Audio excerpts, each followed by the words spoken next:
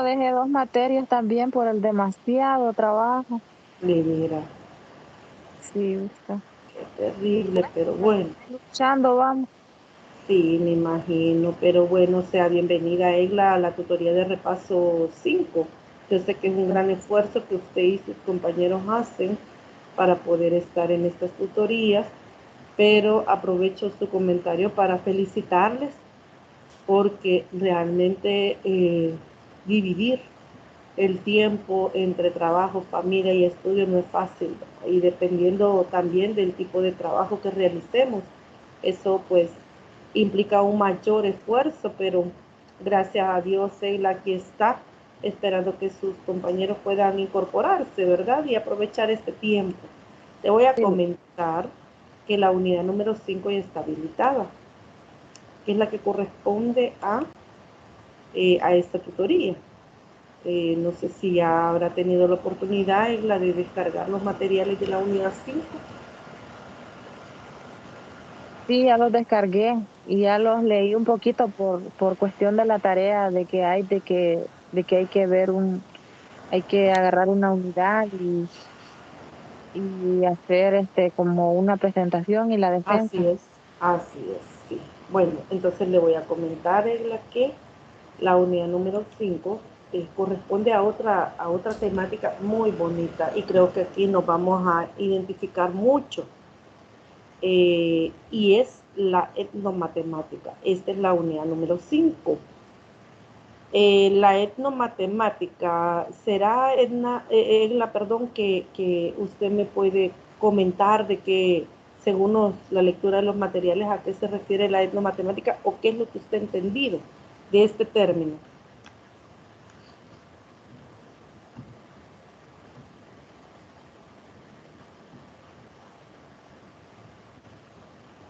Etnomatemática.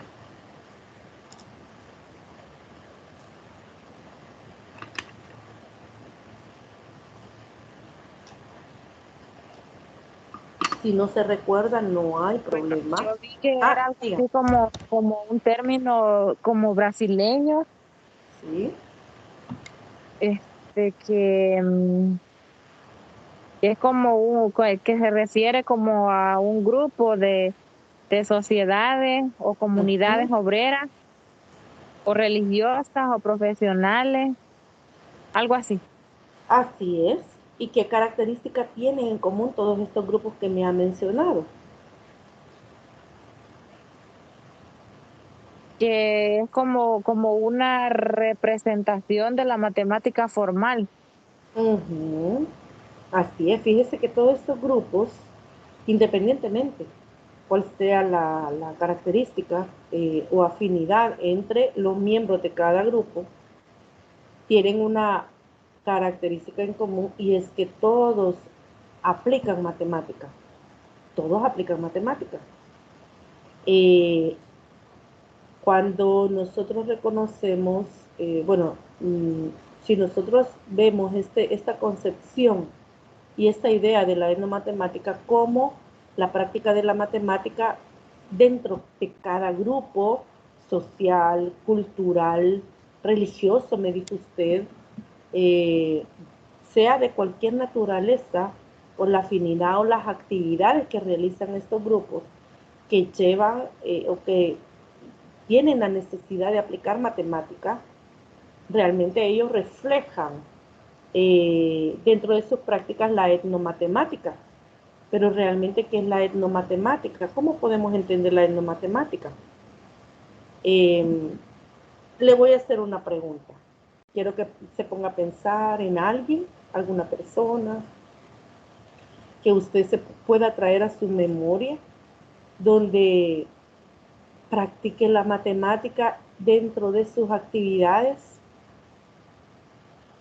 profesionales, dentro de sus actividades laborales o diarias. Casi en todas. Por ejemplo, desde la persona que hace tortillas y que tiene que calcular cuántas tortillas necesita en el día, Uh hasta la persona que está haciendo proyectos grandes de que, por ejemplo, cuántos cuántos mililitros van a caer de agua en una represa, por ejemplo, y cada cuánto tiempo van a abrir, digamos, la represa y hasta dónde va a llegar y cuánta afectación va a haber, dependiendo de los mililitros que bajen, digamos, en el caso del Bajo Lempa. Como otras obras, ¿verdad? Por ejemplo, la electricidad, que cuando, por ejemplo, el transformador sabe cuánta energía transforma y así tiene que cuadrar con los recibos de luz, y no, pues están hurtando luz, etcétera. Todos los trabajos tienen que ver con las matemáticas. Muy interesante tus ejemplos, realmente. Eso es, mire, lo que usted decía. Desde la señora que hace las tortillas. Ya la señora quizás nunca fue a la escuela, ¿verdad? Pero qué interesante es cuando tienen una medida tan exacta entre la cantidad de maíz que van a cocer y el número de tortillas que tiene que salir, de tal manera que no le quede ni le haga falta. Y es que con la práctica, estas señoras tienen un cálculo casi exacto, ¿verdad? Pero es la misma experiencia, la misma práctica de todos los días que las llevan a ellas a hacer esos cálculos. Como usted decía, ¿verdad? Así podemos reconocer también a la costurera, la que sabe casi de manera exacta desde que le ve el cuerpo a uno, ¿verdad? Y uno dice, mire, necesito que me haga un vestido. Ya ella, desde la misma experiencia, le dice, mire, va a necesitar tantas chardas, ¿verdad?, de tela para poder hacer el vestido, pero ¿cómo sabe? De tal manera que trate de que no sobre mucha tela ni que vaya a hacer falta. Solo una persona con experiencia. Egla, ¿se ha fijado usted también que las personas que venden en el mercado son tan buenas para hacer las operaciones, tanto como para vender, como para comprar sus productos, como para hacer las cuentas y saber cuánto va a dar si usted le paga con billete a 10, si le paga con billete a 20? Entonces, perdón. Y que muchas de ellas no saben ni leer, pero sí saben contar. Dinero principalmente. Así es, dinero. Entonces, hay bastantes casos donde podemos traer a nuestra memoria de personas que sin haber cursado, ¿verdad?, ni lo más mínimo de algún grado, son muy buenas en hacer cálculos, en hacer sus medidas. Entonces, como usted mencionaba, la etnomatemática realmente es la práctica de la matemática dentro de cada grupo. Entonces, ¿de qué depende la matemática que se aplique? ¿De qué dependerá la matemática que apliquemos o practiquemos, Etla? De la necesidad que tengamos. Correcto. O de a lo que nos dediquemos. Así es. Permítame un momentito, Egla. Permítame un momento.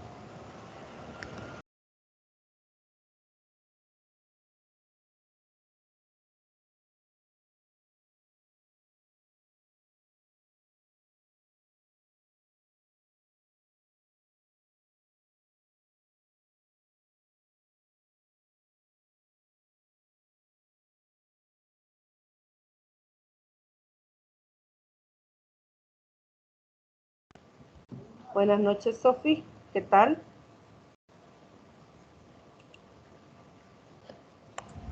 Buenas noches, bien, gracias. ¿Y usted qué tal? Bien, estaba escuchando la participación de las dos. Sí, mire, y bonito, ¿verdad? El tema de la etnomatemática. Sí. Ella ya me comentaba, ajá. Entonces, dígame. en otras palabras, esa expresión etnomatemática es como la forma como determinadas personas o individuos aplican matemáticas, no necesariamente así bien científico, ¿verdad? Sino que así como lo que están explicando, la persona que va a la tienda, el que está en la tienda, bueno, es que inconscientemente a veces practicamos matemáticas sin saber, ¿verdad? Pero Sí, sí, casi en todo está. así es, pero mire, bien interesante lo que usted acaba de decir. Es que practicamos matemática en la vida cotidiana, pero, yo no sé si usted habrá escuchado a sus compañeros o usted ya tuvo la oportunidad de estar en aula como docente o practicante y le hacen la pregunta, bueno, ¿y a mí matemática para qué me va a servir? O sea, que fuera de contexto la pregunta, ¿verdad? Por lo que usted acaba de decir, y es que matemáticas la aplicamos todos aplicamos la matemática. Desde el niño que juega y tiene, por ejemplo, canicas o chibolas y empieza a contar cuántas tiene y empieza a jugar con un grupo de amiguitos o con su amiguito y empieza a contar cuántas tiene cuando ya van a terminar de jugar. Entonces dice, bueno, quiero, y él dice, empieza a contar y entonces empieza a ver si le falta o no le falta, ¿verdad? Si la dejó por algún lado o el amiguito se quedó con ella ¿por qué? Por error, ¿verdad? Entonces empieza a contar cuántas tiene, imagínese usted, ya empiezan a contar ellos, o sea, ya desde ahí, desde el principio, o la práctica tan sencilla como es contar, desde ahí ya estamos aplicando matemática. Entonces, aplicamos matemática cuando determinamos nuestra edad, cuando, por ejemplo, sabemos cuántos minutos tengo para llegar a tiempo a mi trabajo. O sea, desde ahí aplicamos matemáticas. De hecho, como ella lo decía, y yo le hacía la pregunta a ella, ¿de qué depende la matemática que practiquemos o apliquemos? De la necesidad, dijo ella, y eso es una gran verdad. Entonces, fíjese que existen diferentes grupos, como ya ella lo mencionaba, y usted creo que estará de acuerdo también, Sofi, en que hay diferentes grupos, independientemente, sí, ya ustedes reconocen algo que es cierto, y es que algunos no han cursado, pero ni un grado de escolaridad, y aplican bien la matemática. Es más fácil que usted se equivoque en una cuenta que una señora en el mercado. Una señora sabe hacer bien sus cuentas, sabe dividir, y usted dice, pero es que, mire, y eso de la división, tanto que cuesta, ¿verdad? Que los niños aprendan. Pero fíjese que ahí hay algo bien aparte ya dentro del análisis, del estudio de las dificultades en el aprendizaje de la matemática y de manera particular. Me van a perdonar, pero he estado con tos, así que sí, tos en algún momento me disculpan. Bueno, pero hay personas, fíjese, que pueden aplicar la matemática. Nunca fueron a la escuela. Los niños que están en estos procesos de formación, ¿cómo les cuesta la matemática? No se pueden las tablas de multiplicar, la mayoría. Y esa es una dificultad porque para poder aprender a dividir hay que saber las tablas. Y entonces dentro del análisis de las dificultades del aprendizaje de la división aparecen varios factores. Pero, ¿y estas señoras que nunca fueron a la escuela? ¿Cómo es que saben multiplicar? ¿Cómo es que saben dividir? Entonces fíjense que ahí es donde, y pasa también, cuando hay muchas personas gente adulta, que está en un proceso de formación universitaria o ¿qué? Media universitaria, pero ya trabaja. ¿Qué? Hombres y mujeres que están trabajando y que quieren superarse. Y están dentro de que un proceso de formación, sacando básica, por ejemplo, media o universitaria. Pero cuando ya ven todos estos procesos, como usted mencionaba, Sofi, no aplican la matemática formal, es cierto, no la aplican, pero hay esa como transferencia que hay entre la matemática que aplicamos cotidianamente y la matemática que la reflejamos a través de símbolos, procesos o algoritmos. Ahí parece haber una dificultad. ¿Qué es lo que trato de explicar? Que todos, independientemente de nuestro nivel académico o de estudio, practicamos matemáticas. Pero el conflicto se da cuando ya, por ejemplo,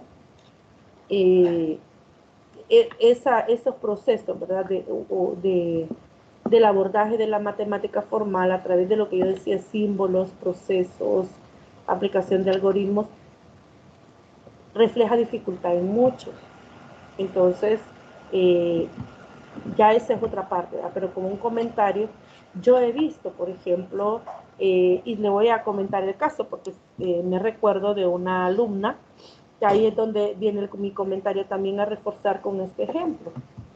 Me recuerdo una alumna que estaba estudiando la licenciatura en educación básica y dentro de en el receso o en el aula cuando no había iniciado la clase, yo la veía a ella vendiendo sus productos de catálogo y yo la observaba a ella que empezaba a hacer sus cuentas, cuánto había salido en la factura. Una vez la vi, la observé y la escuché haciendo sus cuentas, pero mental.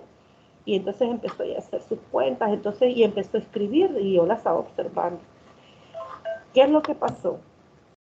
Lo que ocurre es que cuando yo empecé a trabajar con ellos y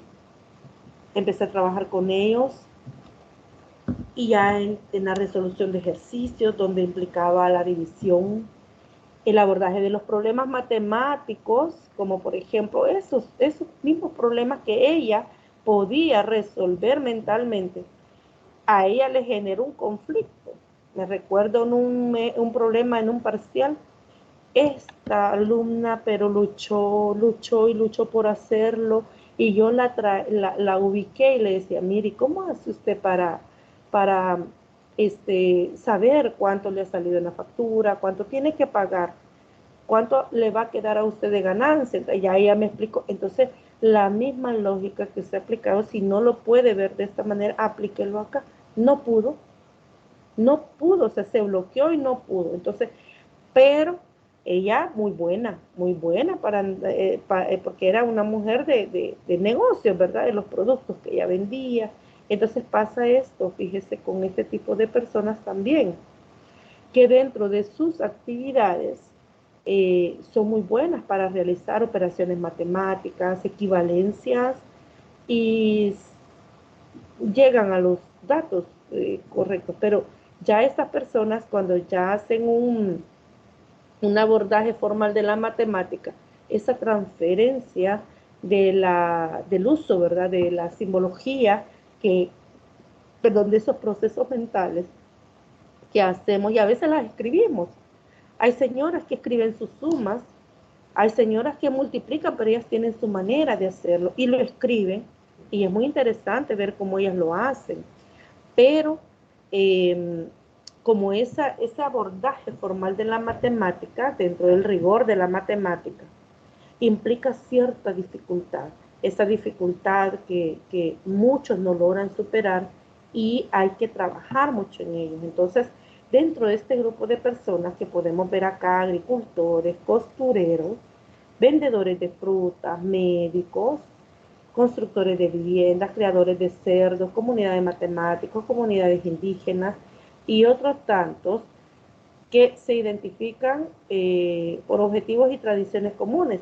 Todos ellos aplican la matemática de manera diferente, porque un médico no va a aplicar la matemática como lo aplica un constructor de vivienda, como lo puede aplicar un arquitecto. No es igual, pero hace uso de los fundamentos matemáticos. Entonces, la etnomatemática realmente es la práctica de la matemática dentro de cada grupo, dentro de cada, ya si lo extendemos, este concepto dentro de cada cultura.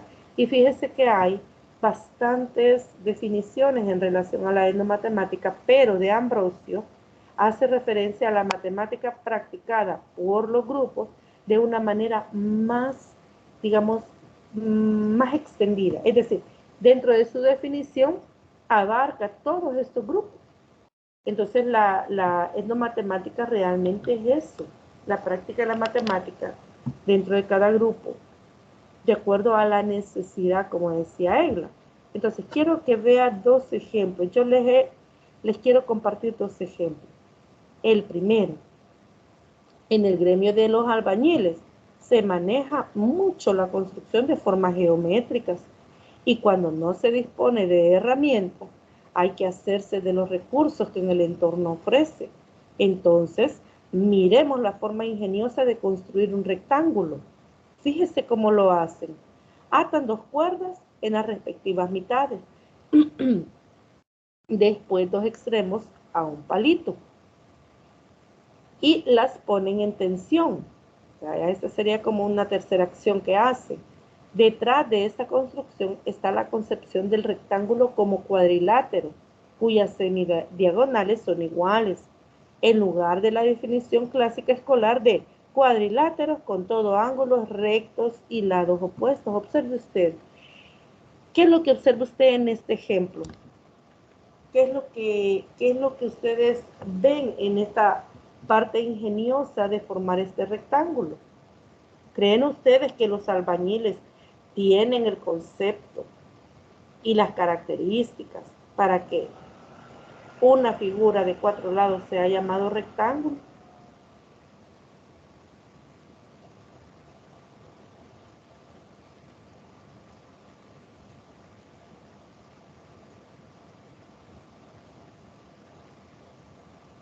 ¿Escucho algún comentario, señoritas?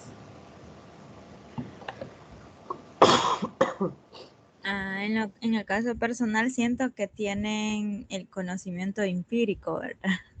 Pero así como se maneja en la matemática como el último concepto que aparece en el ejemplo, no, ellos no lo ven de esa forma, sino que ellos aprenden diferente. Ya al aplicarlo a la realidad como que se vuelve distinto, ¿verdad? Pero sí, la verdad yo siento que sí tienen una noción de cómo aplicar el concepto de cuadrilátero. Así es, muy bien, Sofía. Fíjese que los albañiles son personas muy experimentadas. ¿Y a dónde es que ellos, fíjense que ellos tienen una gran concepción de lo que hacen, pero a partir de la experiencia? Yo no sé si alguien quiere dar algún otro comentario, opinión. Jacinto, veo que está conectado. Buenas noches, bienvenido. Buenas noches, licenciada. Sí. Buenas noches. Buenas noches. ¿Algún comentario? Compañeros. No, fíjese que me ha costado entrar, estaba entrando al link el que estaba allá en la plataforma y quizás no era Pero ese. es que yo lo Luego me compartí en fui, el grupo. luego me fui al WhatsApp, ahí fue que encontré links y vinculé la computadora. Por eso es que me ha costado entrar, pero sí, no, voy entrando a la clase ahorita. Bueno, pero estamos hablando de la etnomatemática. ¿Ha descargado usted los materiales? Sí, Ay, ¿qué entiende por etnomatemática? ¿por cuál? Etnomatemática. Ujú. Mm, no sé. No sabe. No, Sofía o Egla.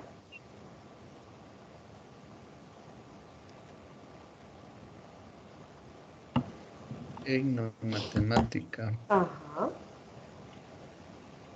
Sí, estábamos aprendiendo de que esa expresión significa que ciertas determinadas personas aplican la matemática. Por ejemplo, una persona que costura, ella tiene su forma y practica la matemática.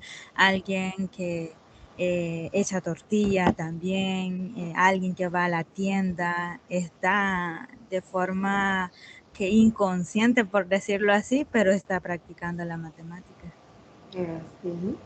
Entonces eso es, Jacinto, la etnomatemática es Ajá, la práctica de la matemática dentro de grupos. sí. Ujú. o personas, ¿verdad? Que de acuerdo a su necesidad aprende a practicar la matemática. Tiene sus, fíjense que en esto, cada persona, de acuerdo a la necesidad que tiene para desenvolverse, ¿verdad? En la vida cotidiana, laboral, crea concepciones personales de cada una de los objetos matemáticos, los conceptos matemáticos. Este albañil no sabe qué es un cuadrilátero, pero lo construye muy bien. No sabe cuáles son que lo que él ha construido cumplen con las condiciones de ser un cuadrilátero, ¿verdad? Ángulos rectos, lados opuestos iguales, pero lo construye, ¿verdad? Entonces, y fíjese que díganme. Y los construyen bien exacto, Bien porque preciso. saben parar las paredes, tirar los niveles, correr los niveles, que les dé exactamente, andan una escuadra para hacer en cada esquina que les dé perfecto los bloques. Y, sí, y a lo mejor ni se dan cuenta que ahí en una esquina hay 90 grados, pero ellos lo hacen bien a escuadra, dicen. Fíjese, es cierto, Sí. ¿verdad? Jacinto, ¿cómo se llama una herramienta? No sé si las señoritas saben. ¿Cómo se llama? Porque parece triángulo, pero es pesado, como que fuera de plomo. Se llama, sí, se llama plomero. Mire, ¿y para qué sirve, Jacinto? Ese instrumento sirve para sacar niveles El, ¿cómo es se el llama? trompo. Es el trompo. Como trompo, sí, Ajá. es el plomero para plomar la pared. Mm. Ahí en ambos lados lo plomean para que no mienta. Y va de la forma de usarlo es de manera perpendicular Muy de bien, forma continúe. perpendicular. Ujú. Lo usan para pegar la primera línea de una construcción y lo van, de allí ya la segunda ya se van con el nivel de pita.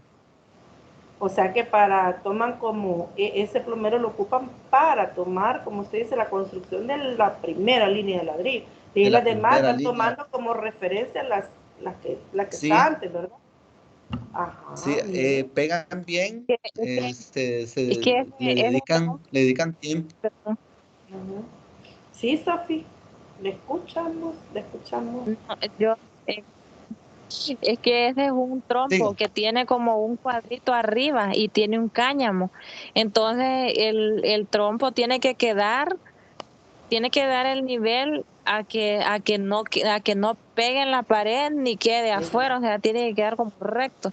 Entonces, y arriba está lo que es el cuadrito de metal Ujú. ese queda pegado a la pared. Entonces, si ese trompo está recto y no está ni cerca ni lejos de la pared, y está recto, digamos, entonces sí tiene nivel la pared, si no, no. Mire, interesante lo que los dos me han dicho. Y es que Jacinto ocupa una palabra, dice perpendicular. Mire, ¿y no será que en todas estas prácticas que los albañiles hacen y que hay gente ¿qué le digo? Desde los primeros años, quizás juventud, la misma necesidad los hizo, ¿verdad? Hacerse en este oficio. Pero también han aplicado su propio concepto de matemática. Imagínense usted cómo saber que una pared, ¿verdad? Está nivelada, ¿verdad? Ahí aplican bastantes conceptos, por ejemplo, este de la construcción del rectángulo de una manera muy ingeniosa. Te voy a compartir uno. En la navegación marítima. Y perdón, Egla, que fue Egla y no Sofi, porque no puedo ver los nombres acá, pero yo sé que fue usted, Egla, la que compartió el último comentario. Pero vamos a ver en la navegación marítima. Fíjese esto también. Hoy en día, la utilización de los GPS implica una concepción del espacio terrestre como una gran grilla de meridianos y paralelos. Y para saber dónde estamos necesitamos las coordenadas y un mapa. Pero muchos pescadores, por ejemplo, de las islas indonesias del Pacífico utilizan otro sistema. Ellos conocen rutas, senderos marinos para aprovechar las corrientes e imaginan el espacio organizado según esas rutas. Fíjese que el GPS es una, digamos, un instrumento, un instrumento dispositivo, ¿verdad? Que tiene relativamente nuevo. Pero yo le pregunto a usted, y las personas que desde hace años han pescado, por ejemplo, los discípulos, ¿cómo sabían dónde ubicarse, dónde estaban ubicados, ¿verdad? Dentro del mar, a qué altura. Fíjese que hasta ellos, o sea, los pescadores, ¿verdad? Ellos aplicaron sus propias concepciones matemáticas para determinar las coordenadas. Vean usted, perdón, los abuelitos también, para determinar la hora, ¿a dónde se guiaban? En la posición del sol, ¿verdad? Y pueden también determinar, por ejemplo, cómo está el clima, por ejemplo, guiándose por señales, ¿verdad?, de la naturaleza. Entonces lo mismo pasa con los pescadores. Nosotros, ¿no se ha fijado usted que nosotros también, por ejemplo, cuando yo me transporto y cuando voy para mi trabajo, cuando llego a cierto lugar de la ruta a mi trabajo, cuando llego a cierto lugar, yo ya sé que me faltan aproximadamente unos 12 minutos para llegar a mi trabajo. Imagínese usted, ahí yo no tengo un mapa, no tengo una brújula, pero tomamos como referencias algunos puntos para ubicarnos. Por ejemplo, yo con el tiempo, cuando yo veo que el día es la hora, mande. Licenciada. Dígame. La compañera que decía el cuadrito arriba, esa se llama nuez. Ah, la nuez. Es una nuez, es como cuadrilátero, como decía usted. Y el trompo, que es el cono de bronce, que más o menos es el que mide 500 gramos. Y como tiene tres partes, lo que es el peso, la cuerda y la cosa cuadradita que se llama nuez, entonces esos tienen sus propios nombres. Entonces, nuez, tiento, que es la cuerda, y la cosa cilíndrica de metal, y que tienen una forma de cono o como forma de trompo, es el peso para que plome la pared o cualquier otra. También los electricistas lo utilizan para poner los postes en los alumbrados eléctricos. Qué bueno, mire. Gracias O sea, tiene varias funciones. Ah, mire. Qué Sí. interesante. Sí, siga, licenciada, que ahí solo quería dar los nombres de las partes del plomo. Vaya, muchas gracias, Jacinto, por ampliarnos esa información. Bueno, entonces, les decía, ¿verdad? Que nosotros nos ubicamos también. No tenemos una brújula, ¿verdad? No tenemos quizás las coordenadas exactas del punto donde estamos, pero sí podemos tomar referencia, ¿verdad? Entonces, ¿qué es lo que le quiero decir o explicar y que comprendamos todo? Yo creo que ya estamos comprendiendo a qué se refiere la etnomatemática. Entonces, fíjense que la etnomatemática es una forma diferente de mirar a las matemáticas. Todos tenemos una forma diferente de mirarlas, de comprenderlas y de aplicarlas. Todos, hasta los niños más pequeños, ¿verdad? Que ya, como decía, ya ellos a partir de la simple acción de contar cuántos juguetitos tienen, cuántos dulcitos, ¿verdad? Cuántas, qué colores, entonces ya ellos saben aplicar matemáticas. Entonces la etnomatemática es esa, es la práctica de la matemática dentro de cada grupo, cultura, aún en los grupos nativos, ¿verdad? Aplican la matemática. En nuestros antepasados también, fíjense, los europeos aplicaban una matemática diferente a los grupos indígenas a los que ellos vinieron a encontrar acá. Pero en ambos grupos una matemática bastante avanzada en ambos, ¿verdad? Tanto en la cultura, nuestra cultura, ¿verdad? Indígena, como en la cultura europea, ¿verdad? Una matemática bastante avanzada. Entonces ellos supieron resolver, ¿verdad? Esas necesidades y así fue evolucionando, fueron descubriendo, ¿verdad? Muchos conceptos en matemática y la aplicaron, que eso fue lo más relevante. Bueno, vamos a ver, les voy a pedir a alguien que por favor me ayude a leer de manera voluntaria.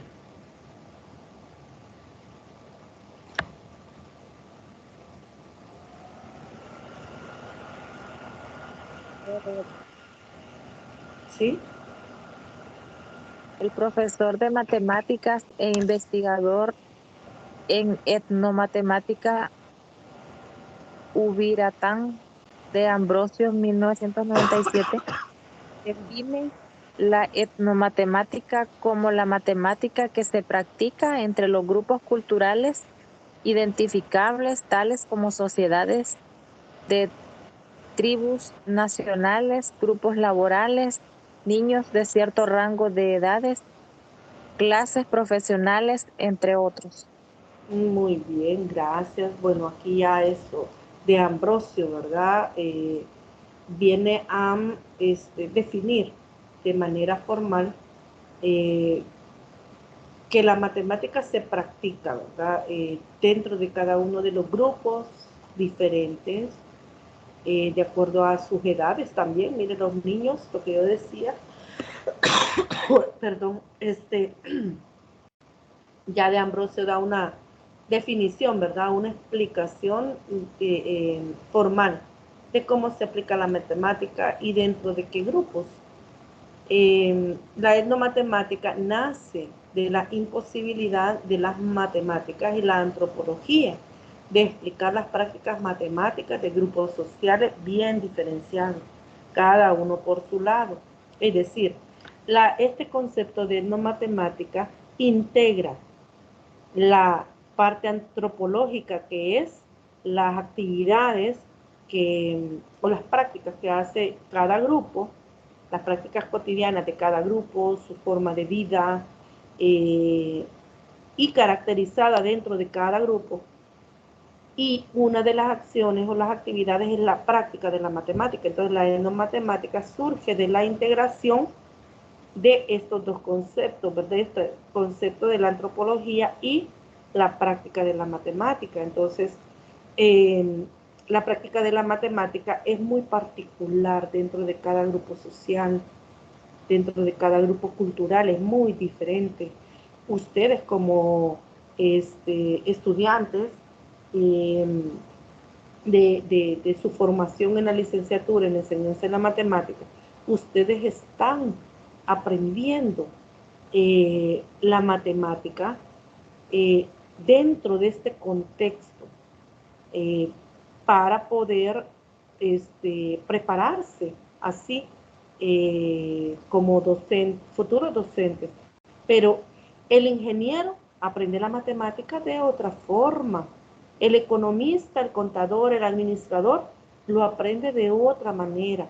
Entonces, los conceptos matemáticos están ahí. Estos son invariables, son inmutables, son universales, pero la forma en cómo se conciben estos conceptos, cómo se practican, cómo se aplican, es diferente. Emmanuel Liscano, en su libro Imaginario Colectivo y Creación Matemática, concluye: hay tantas matemáticas como forma de pensar y de hablar, en las cuales los diferentes imaginarios sociales se expresan y se comprenden a ellos mismos. Esta es una idea central de la etnomatemática, es decir, las matemáticas son una construcción social, no extraña de los contextos culturales, sociales, políticos, incluso religiosos. Los conocimientos son construidos en procesos fuertemente ligados a nuestras experiencias personales y de grupo. Aquí está, en estas palabras, lo que en los ejemplos también reconocimos.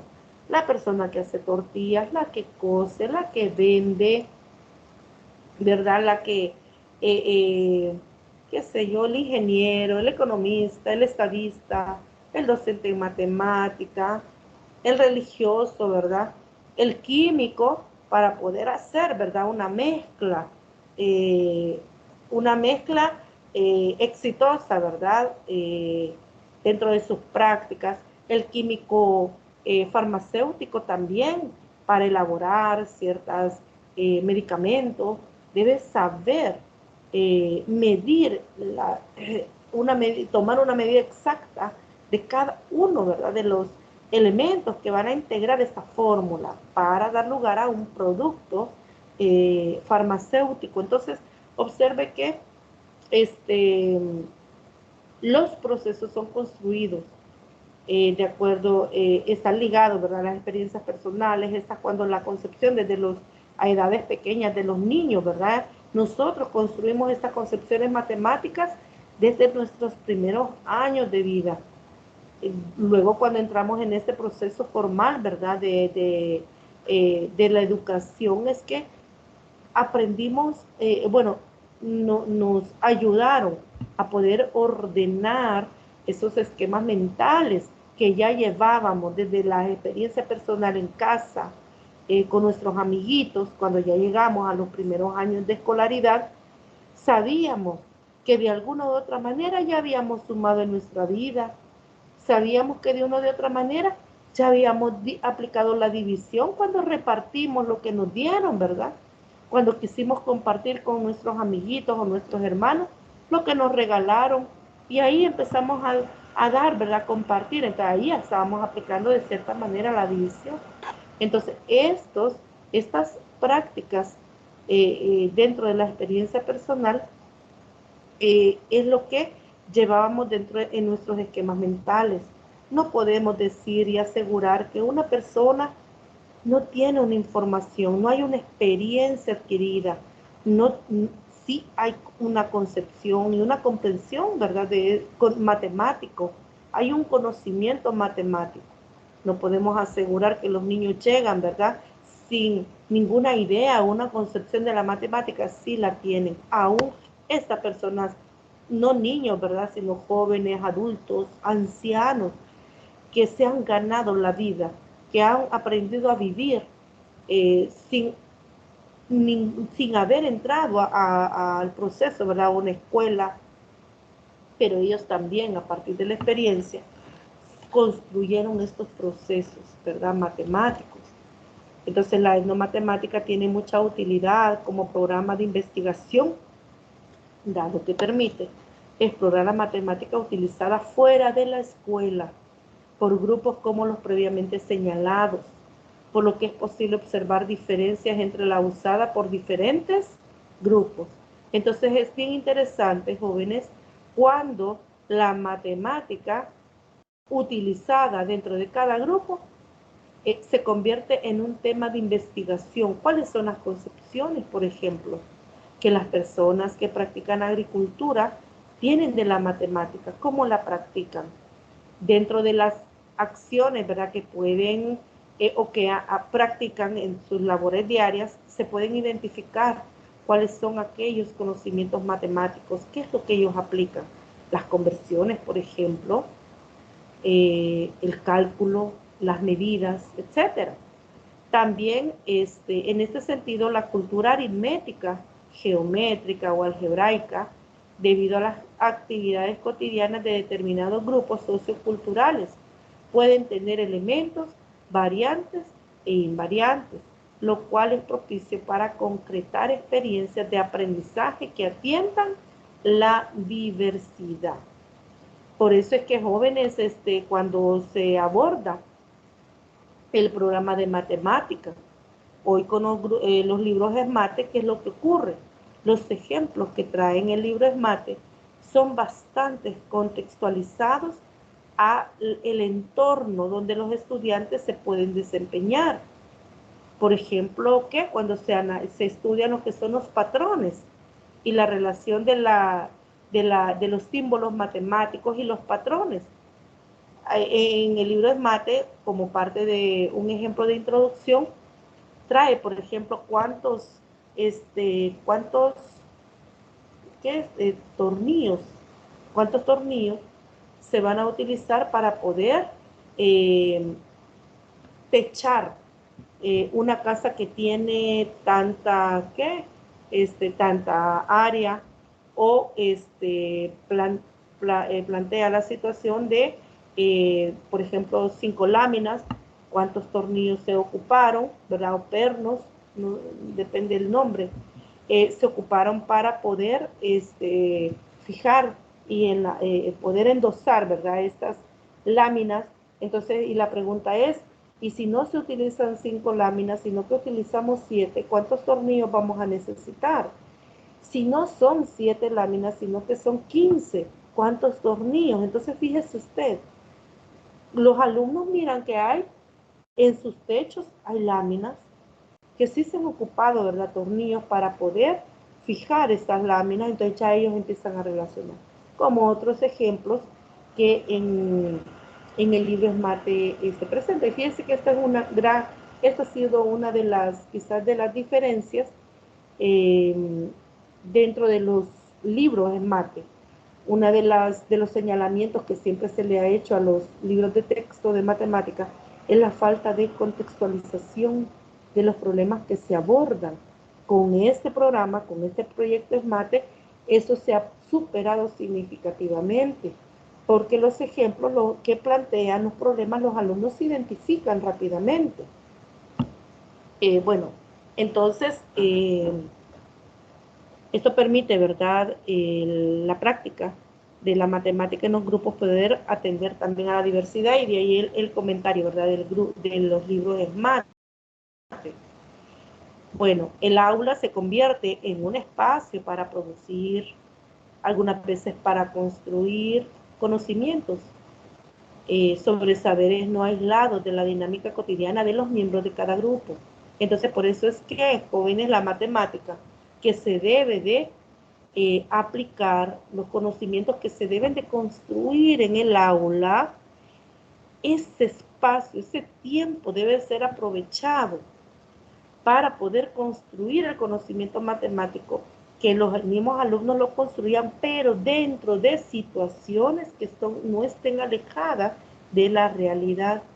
Y es que cuando los alumnos no se ubican, no entienden algún lenguaje, no entienden de qué se trata el problema, al no comprender de qué se trata, se desaniman.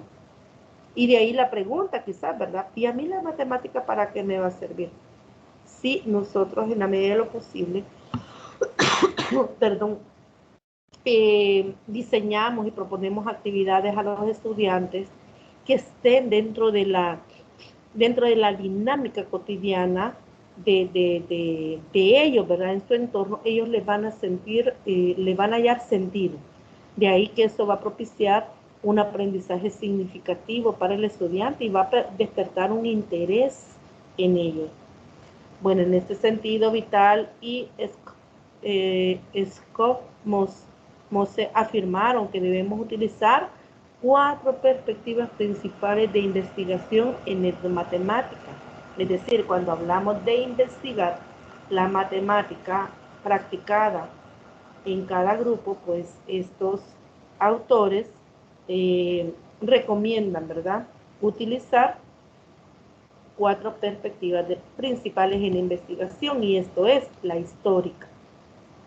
Ya en una tutoría hablábamos acerca de la importancia, ¿verdad?, de abordar la historia en la matemática, y entonces esta perspectiva de la investigación que corresponde a la histórica, y es que esto nos permite investigar la reconstrucción de la historia de la matemática en diferentes culturas. Entonces, al investigar la matemática, que dentro de cada cultura, país, por ejemplo, se se aplica, cómo es que se construyen estos conceptos. Entonces es necesario poder investigar las raíces, ¿verdad? Poder investigar acerca de la historia, de cómo dentro de estas culturas se construía los conocimientos matemáticos y cómo se aplicaban. También antropológica estudia las prácticas matemáticas de grupos culturales identificados. Y es que cada cultura aplica la matemática de diferente manera. Si no, fíjese usted algo tan sencillo como que nosotros acá, para las medidas, por ejemplo, los frijoles, el arroz, el queso, ¿cuál es la unidad de medida que utilizamos? ¿Cuál es la unidad de medida que utilizamos cuando hablamos de? Dígame. De kilogramos. Kilogramos. Libras. ¿Se ha fijado? Acá no compramos en kilogramos, ¿se fija usted? Cuando nosotros compramos... Solo en libras, media libra. En libras, media libra. Pero, por ejemplo, hay países donde, ya Jacinto lo mencionaba, se compra en kilogramos, ¿verdad? Sí. El azúcar ya está en kilogramos. El azúcar está en kilogramos. Así es, sí. Hace como un año cambiaron esas medidas del azúcar. El peso también si usted va a una unidad de salud, no la van a pesar en libras, sino que en kilogramos. Sí, así es. Eso es cierto. Sí. Eso es cierto. Entonces, ¿qué es lo que nos hace nosotros? Nos obliga, ¿verdad? Porque nos dice, mire, pesa tantos kilogramos. ¿Qué hacemos? La conversión, ¿verdad? De los kilogramos. Ajá, así es. Convertimos. Para estar seguro cuántas libras están. Así es cierto. No nos ubicamos en los kilogramos, ¿verdad? No, como no estamos acostumbrados a ocupar esa unidad, nos vamos a convertir a libras. Dígame. Fíjese, licenciada, que allí cuando nos toman las medidas en la unidad de salud, cuánto medimos y cuánto pesamos, nos hacen un balance para ver si estamos obesos, sobrepeso, obesidad grave o normal, o desnutrición. Correcto, miden la masa. El índice de masa corporal. Se mide, se hace una ecuación ahí donde es una división entre la medida de la, no sé, lo que pesa con lo que divide entre lo que se mide, la altura, al cuadrado. Y ahí sale, ahí hay una tabla estándar si está desnutrido, si está normal, si está obeso, una tabla de referencia. si está obeso grave, obeso crónico. Sí. Ya obeso crónico ya es al full. Sí, ahí sí hay que tomar, desde que nos diagnostican con obesidad ya hay de tomar alerta, ¿verdad? Bajar de peso, pero tanto que cuesta. Tan fácil que es subir de peso y tanto que cuesta bajar, ¿verdad? Pero bueno. Aparte. Es que son buenas las pupusas. Son bien ricas y es bien difícil hacer dieta. Bueno, fíjese que también las medidas de unidad, ¿se ha fijado que aquí medimos en metro? Universal creo que son pies. Perdón, universal sí son pies. Y Estados Unidos, por ejemplo, ¿verdad? Sí, allá. Así es. Bueno, entonces cada cultura aplica, ¿verdad?, la matemática de diferente manera. También está otra, digamos, enfoque también que es necesario tomar en cuenta, es investigar el enfoque, es la cotidiana.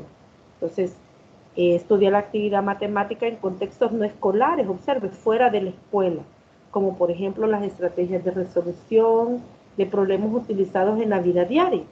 Entonces, aquí es importante poder investigar qué matemáticas se ocupan, cuáles son esos procesos que las personas utilizan para poder resolver estos problemas, ¿verdad? Como decía hace un momento, y es cierto, quizás a manera de broma, pero es cierto, las personas que venden en el mercado son muy buenas para hacer sus cálculos Entonces, sí es más fácil que usted les haga, digamos, quede debiendo, ¿verdad? O les haga un mal cálculo, que ellos le hagan un mal cálculo a usted. Y son gente que miden, ¿verdad? Vaya, mire, la libra, hoy ya no se ve, pero todavía hace unos años atrás se veía para medir una, ¿qué? ¿Libra de qué? De pescado. Aún le vendían una libra de frijol, ocupaban la balanza. Ellas sabían cómo ocuparla, ¿verdad? Entonces, vea de qué manera solventaban, ¿verdad?, estas situaciones. Bueno, está también educativa. Investigar la articulación de los resultados de la etnomatemática con el currículo de la educación matemática. Entonces, de ahí es que los programas de matemática, perdón, realmente de manera más concreta, los libros de texto. Los libros de texto, los cuadernos de ejercicio, reflejan realmente esta investigación que se hace. Y es que la revisión de los programas de estudio, las modificaciones que usted ve que se les hace, que es necesario, porque refleja la evaluación permanente del programa, de la currícula nacional en matemática. Esto ha llevado a reconocer que la matemática en nuestro país necesitaba de una revisión realmente objetiva, y de ahí que se reflejaran esos cambios en los programas y en los libros que hoy se utilizan. Entonces, reconozcamos que todos aplicamos matemática, y de ahí la necesidad de poder contextualizar, ¿verdad?, adaptar esos contenidos matemáticos que son invariantes dentro de cada grupo, pero la forma en cómo se practica, ahí sí es variante, ¿verdad? Depende de cada grupo, y de ahí que cada docente necesita tener presente que no podemos utilizar una planificación estandarizada, es decir, una unificada, ¿verdad? Una planificación unificada para todos y en el mismo corte, ¿verdad?, aplicada. No se puede, porque los estudiantes, aún dentro de una región geográfica, son diferentes las prácticas, son diferentes su cultura. En el área rural, las actividades diarias son diferentes de lo que se puede realizar en el área urbana. Es muy diferente. Bueno, la etnomatemática contempla, de acuerdo a De Ambrosio, diferentes dimensiones: conceptual, histórica, cognitiva, epistemológica, educativa y política. Veamos la dimensión conceptual. Jacinto, ¿me puede ayudar a leer, por favor?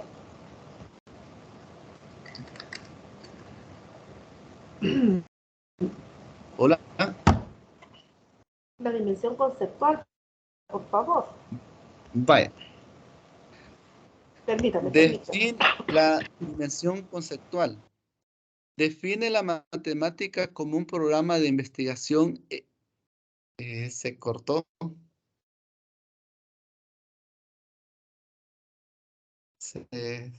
Vale, ahora sí. Define la etnomática. Se cortó otra vez. Ya le va a aparecer. Ahora sí. La dimensión conceptual. Define la etnomatemática como un programa de investigación en historia y filosofía de la matemática, con obvias implicaciones pedagógicas, donde cada individuo de la especie humana acrecenta su realidad natural a partir de artefactos y mentefactos, es decir, experiencias y pensamientos acumulados por él y por la especie, cultura. Sí. Ya estuvo. Gracias, Jacinto, gracias. Es que fíjese que, y como decía, he estado mal de la gripe y la tos, y eso me pone un poquito mal. Entonces por eso les pido que me ayuden, y desactivo el micrófono porque me agarra exceso de tos, así que la disculpa. Me ayuda, por favor. No sé si ella está activa todavía. Me comentaba que andaba un poquito cansada, pero si está, por favor, me ayuda a leer. La dimensión histórica llama la atención sobre la necesidad de realizar estudios históricos de la educación y del momento cultural actual en que están viviendo los jóvenes y de los cambios que debe sufrir el currículo escolar para atender dichos cambios. Las dimensiones educativas de Ambrosio llama la atención sobre hacer de la matemática algo vivo, tratando con situaciones reales en el tiempo y en el espacio, y a través de la crítica cuestionar el aquí y ahora. Hacer eso, exploramos las raíces culturales y practicamos la dinámica cultural. Muy bien, gracias. Gracias. Fíjese que los dos van relacionados, realmente los tres. La dimensión histórica, poder investigar y poner atención, ¿verdad?, a los cambios que se dan en nuestra cultura, en nuestra sociedad. Fíjese que realmente la sociedad es cambiante y demandante. Bueno, si usted se da cuenta, hay una sociedad que hoy está demandando un tipo de profesional con competencias, habilidades específicas, de tal manera que cada profesional se pueda desenvolver de manera exitosa. Entonces, los jóvenes, o ustedes, por ejemplo, que están en, vaya, no nos vayamos lejos, ustedes que están en el proceso de formación, hoy el sistema educativo está demandando un tipo de docente. Entonces, las universidades, ¿qué hacen? Las universidades lo que hacen es que atienden a los lineamientos del Ministerio de Educación. Estos lineamientos como respuesta a una problemática que puede surgir. ¿Cuál es la problemática? ¿Qué tipo de docente necesitamos? ¿Qué tipo de docente necesita la sociedad actual? ¿Cuál es el docente necesario en las escuelas? Entonces, esas preguntas llevan a reflexionar sobre la práctica educativa, sobre las necesidades de los estudiantes. Esas preguntas que reflejan una problemática pueden reflejar una necesidad también, y de ahí los cambios que se hacen. De ahí que, de ahí que el Ministerio de Educación da lineamiento sobre el profesional que se está formando como docente. Las universidades entonces deben de atender a esos lineamientos, a esas sugerencias. Por eso es que, fíjese que cada 5 años, las universidades, bueno, antes que se cumplan los 5 años, las universidades tienen que hacer un estudio sobre el pensum de cada una de las carreras, no solamente los que se están formando como docentes, sino los de ingeniería, para el pensum para arquitectura, para cualquier carrera que usted piense. Aún dentro de los estudios técnicos, que probablemente no terminen en 5 años, sino 2. Pero entonces cada universidad o cada instituto tiene que hacer una revisión del pensum, hacer los cambios y los ajustes necesarios. Por eso es que los docentes que fueron formados, por ejemplo, hace 10 años, no hace mucho, hay una diferencia, hay una diferencia entre las asignaturas que pudieron haber cursado hace 10 años y las que hoy ustedes están cursando. Entonces, ¿qué es lo que cada universidad hace? Actualiza los programas de tal manera que dé respuesta a esas necesidades. Entonces, tienen que estar atentos a esos cambios, ¿verdad? Bueno, y esto se integra, todo se integra. Bueno, y las aulas que son el espacio donde el futuro profesional se forma, desde ahí vienen los cambios, de ahí vienen los ajustes, de ahí es que viene los cambios, ¿verdad? Por eso es que oímos que algunos dicen, es que a mí me absorbió el plan. ¿Por qué? Porque es un plan que ya quedó desfasado, algunas asignaturas que ya no son, que ya no caben, ¿verdad? Dentro de la formación del profesional, pero ahora se incorporan otras, por ejemplo, educación inclusiva. Este es un concepto que hace todavía quizás unos 10 años empezaba a escucharse de educación inclusiva, el Ministerio de Educación empezó a trabajar con los docentes sobre este concepto, pero las universidades que hicieron, incluyeron dentro de sus programas este concepto de educación inclusiva como otros, ¿verdad? Entonces, de ahí que esto lo traigo como ejemplo porque... Hola. La educación ambiental también es nueva en los pensos. Correcto, educación ambiental y así, ¿verdad? Ustedes pueden, bueno, y de hecho, fíjense que su programa de licenciatura en enseñanza de la matemática tiene bastantes asignaturas que integran el uso de las tecnologías, de los programas. Perdón, quizás hace 10 años los que se formaron en la licenciatura que en enseñanza de la matemática ocuparon otros programas que ahora ya no se ocupan y se han integrado otras. Entonces, de ahí que podemos ver este ejemplo, ¿verdad? Cómo se integran esas dimensiones para la investigación en la matemática dentro de los grupos.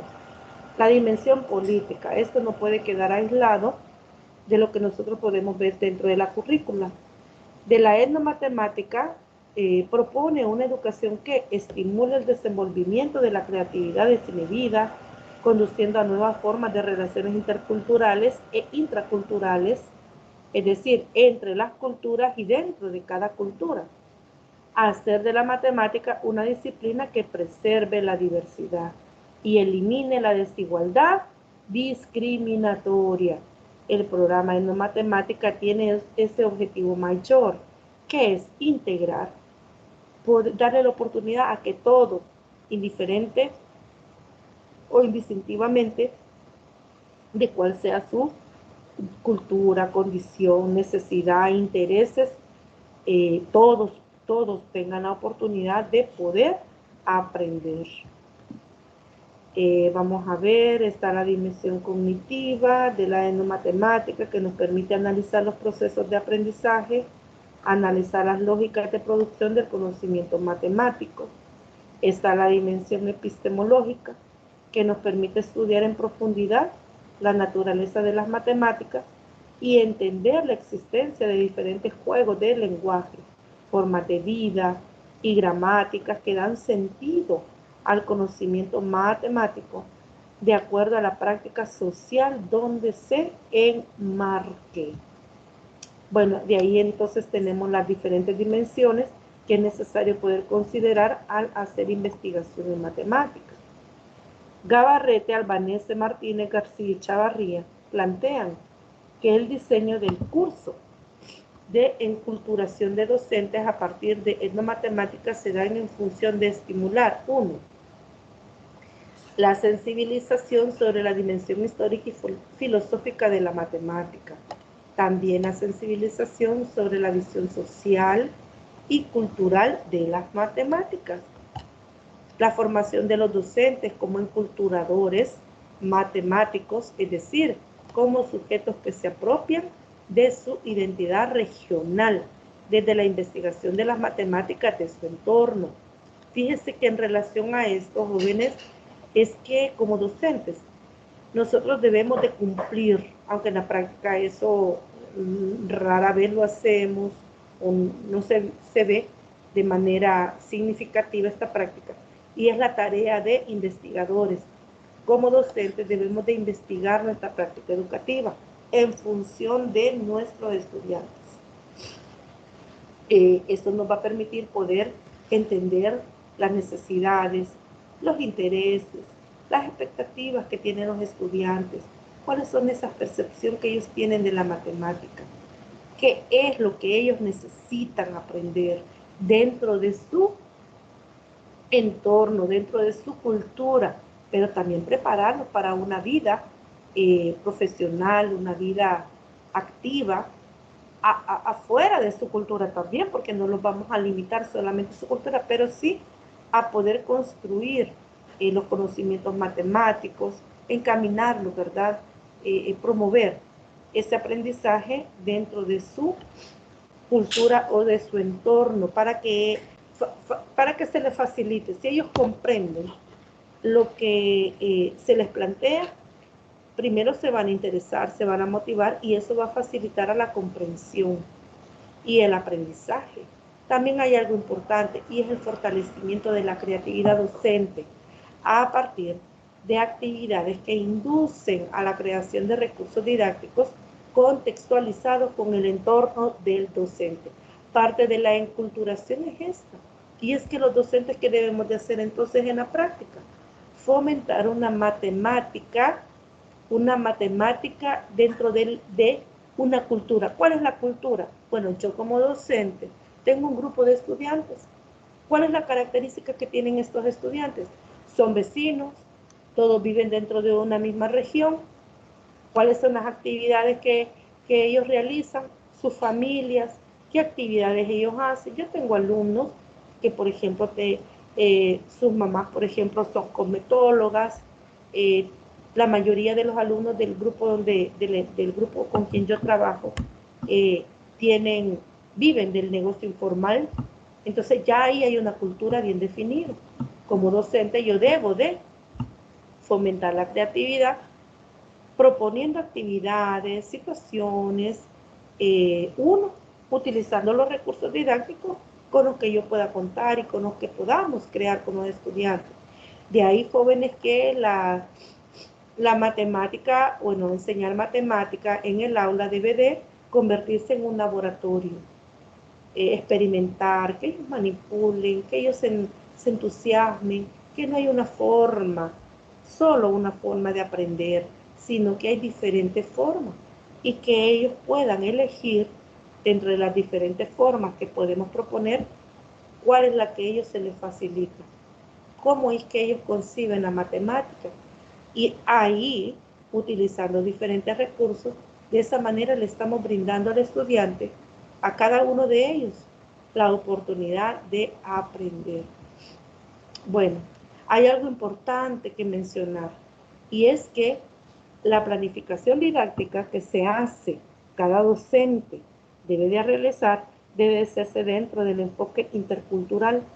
Todos lo hacemos. Quizás los conceptos, fíjese que se vuelven un poco nuevos, pero realmente cuando un docente realiza un diagnóstico, recopila información en diferentes aspectos del estudiantado, de la institución, de la comunidad, y si toma en cuenta para elaborar su planificación todos estos elementos, además de lo que yo ya mencionaba hace un momento, las necesidades, los intereses, las expectativas que los estudiantes tienen sobre lo que ellos desean aprender, cuáles son esas dificultades, ¿verdad? O la vida, las actividades diarias que ellos realizan. Si yo tomo en cuenta toda esa información y a partir de ahí yo elaboro mi planificación didáctica, yo estoy entonces aplicando el enfoque intercultural, el interés por orientar la formación docente desde la visión del programa de no matemática radica en potenciar estas competencias que permitan, imagínense usted esta palabra bonita, descongelar matemáticas, insertarlas en objetos culturales y promover la creatividad docente necesaria para desarrollar el currículo de matemáticas en conexión con el entorno sociocultural. Y entonces, ¿qué recursos tengo? Uno, el primero, es la experiencia del alumno. Ese es el primer recurso con el que yo debo de contar. Una experiencia de su entorno porque no tiene otro. ¿Cuáles son las experiencias personales que el alumno tiene? Las que ha adquirido dentro de su comunidad, a partir de las actividades Y entonces, ¿qué es lo que vamos a hacer? Integrar dentro de las actividades en el aula esa experiencia.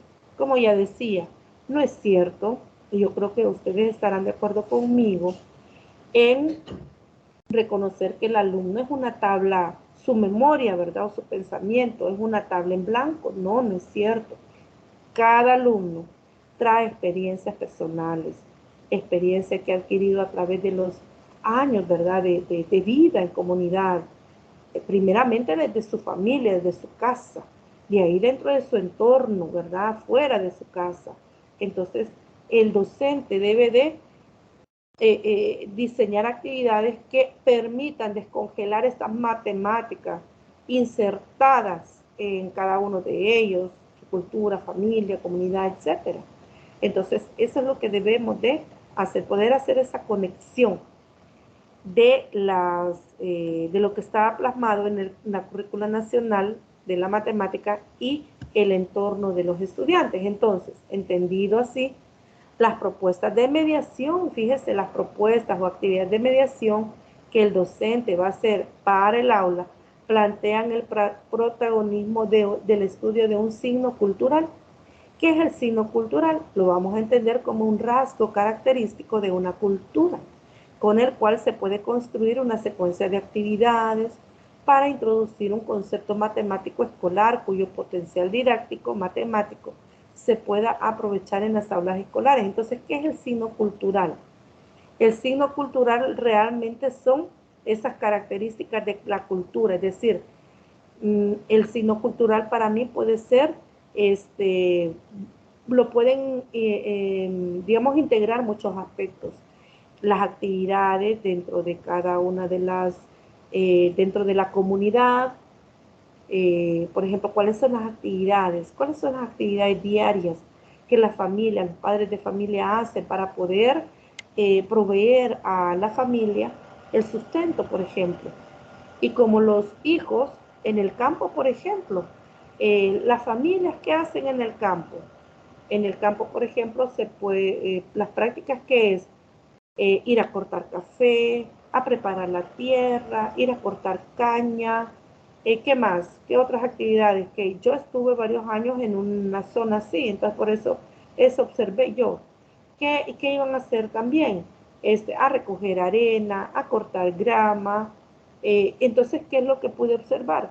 Que los jóvenes, ya cuando en tercer ciclo, por ejemplo, ¿qué hacían?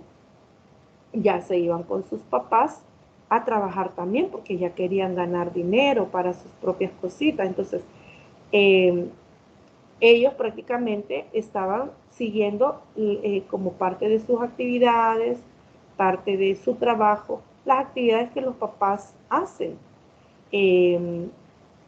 Dentro también de las casas, dentro de hay actividades, por ejemplo, actividades diarias que también permita poder aplicar matemáticas. Por ejemplo, van a hacer tortillas, lo que ellos llaman moler, ¿verdad? Hacer tortillas le llaman moler. Entonces, ahí aplican matemáticas, ya lo veíamos con él al inicio, y es que cuántas cantidad de maíz vamos a moler para poder sacar tantas tortillas. Ahí ya está aplicando matemáticas.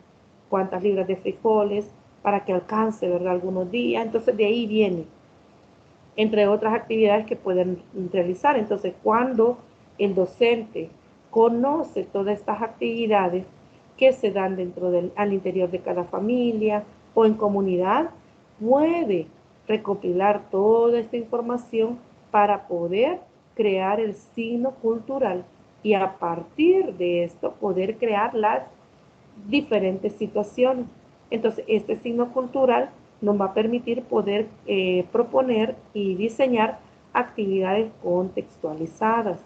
Bueno, desde esta perspectiva, se promueve una pedagogía culturalmente relevante y la sensibilización docente hacia la matemática como un fenómeno cultural que es compartido socialmente.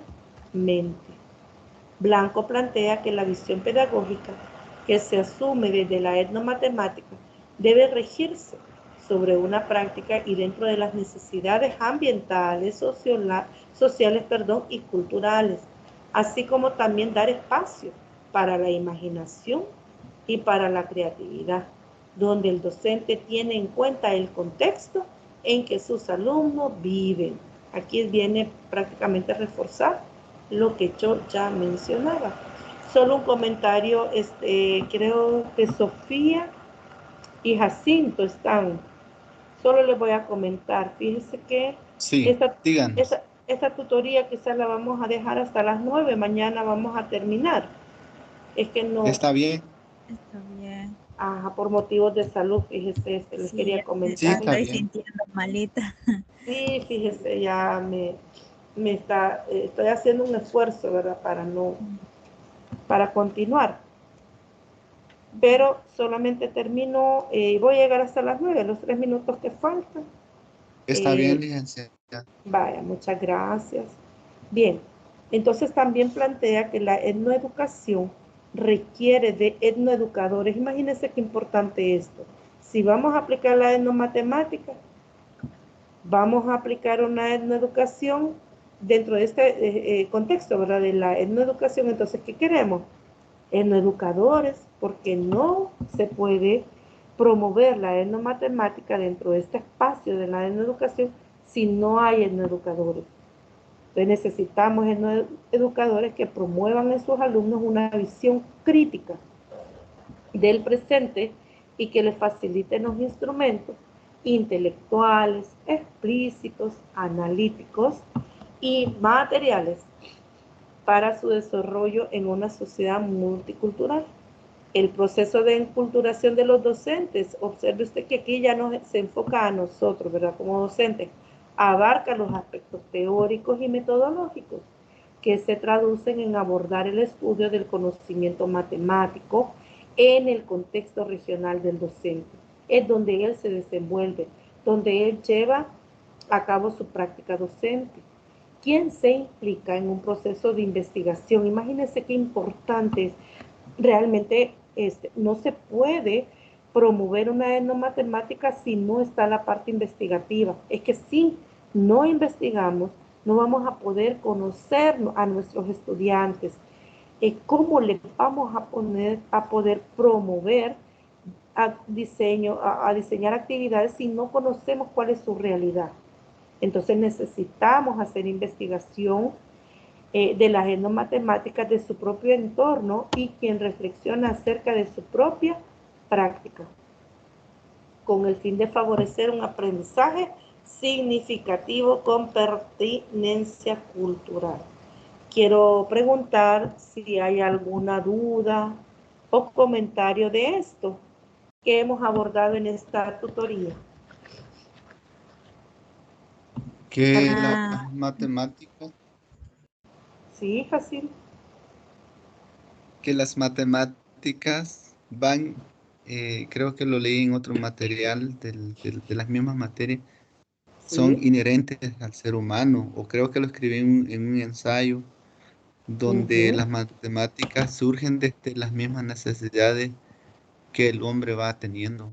Y por cierto, vimos una materia que se llama Historia y Filosofía de la Matemática, donde hablábamos de cómo se desarrollaron las antiguas civilizaciones egipcias, sumerias, los chinos. Entonces las matemáticas han estado muy de cerca al ser humano y creo que sin temor a equivocarme, el gran desarrollo del mismo ser humano se debe a la matemática. Sí, así es. Muchas gracias por su comentario. Sofía, ¿usted me iba a hacer algún comentario? Sí, iba a decir que no tenía duda y bueno, en resumidas cuentas, lo que se ha aprendido en esta tutoría es que practicamos la matemática, sin querer la practicamos. Y algo bien interesante es que es evolución, ¿verdad? Antes los maestros bien difícilmente hacían como la relación de la matemática con la realidad, no se miraba claramente. Y cabal, como usted decía, ahora el programa es mate, viene relacionado con eso, presentan problemas reales y los niños tienen que solucionarlo en base a lo que están aprendiendo en matemática. Entonces todo eso es bueno porque ya ellos van creciendo con la mentalidad de que la matemática está en todo lo normal que uno vive en este mundo. Entonces siento que es mejor así. Así es, muchas gracias. Así es, los dos, ¿verdad? Hacen sus aseveraciones correctas. La matemática es inherente al ser humano, entonces todos practicamos matemáticas. Hemos crecido sin saber dentro de una cultura aplicando y practicando matemática porque esa ha sido, ¿verdad?, la necesidad para poder sobrevivir, ¿verdad?, dentro de nuestro entorno. De ahí el compromiso, fíjense jóvenes, que el compromiso que tenemos los docentes en poder promover un aprendizaje significativo con pertinencia cultural. Cuando habla de pertinencia es que los alumnos se sientan identificados de que lo que se les está enseñando o lo que se les está promoviendo, ¿verdad?